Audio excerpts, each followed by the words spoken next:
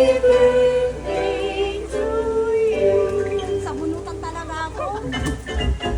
Happy birthday to you. Happy birthday to you. Nagmamalasakit lang po. Ako ay kinakastigo dito ba? Ay, umiyak si Mami. Hi, Mami! Happy birthday! Wala kang babayaran? It's a prank!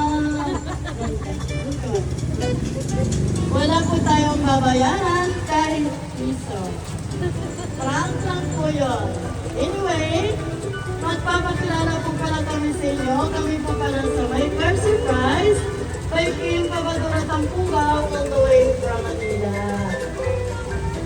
Andito kami ngayon sa iyong harapan dahil mayroong special someone sa buhay ninyo ang pumunta sa amin para ipangabot ang kanyang surpresa para sa iyo.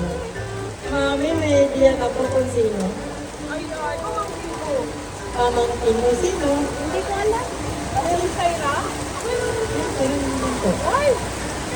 Wala kasi wala naman kami nagpag-usapan ni Kuya. Baka kang Okay. Malalaman natin ngayon mamaya pagkatapos na malalaman natin ngayon mamaya, Mami, kung sino ang nagpapasurprise sa iyo. Okay. Ay, kung sa talaga tinatibin ka muna. Ay, talaga itong bisaya. Ay, Okay. Ang ating sender ay may pinabibigay na free flower bouquet. At merong Alfonso. At merong cake. Basang-basang akin. Merong cake at saka Ferrero chocolate. Akala mabasa pa, basta ma-celebrate ka. Okay.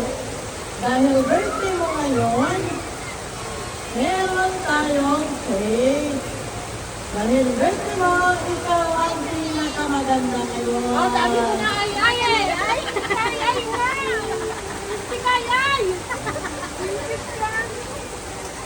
Bago natin i-blow yung candle, wish ko muna at kantahan ka po namin. Day to you, happy birthday to you. Ay! Happy birthday to me. Okay, Mami. Sabi ko na kanayay eh. Malay ko ba dahil na-surprise din kami. Popo? Blow your candle. Barangay kita yung na-surprise na lang kanyang pala. Okay, happy birthday. Dahil birthday nyo ngayon, ang hihingi ako ng wish.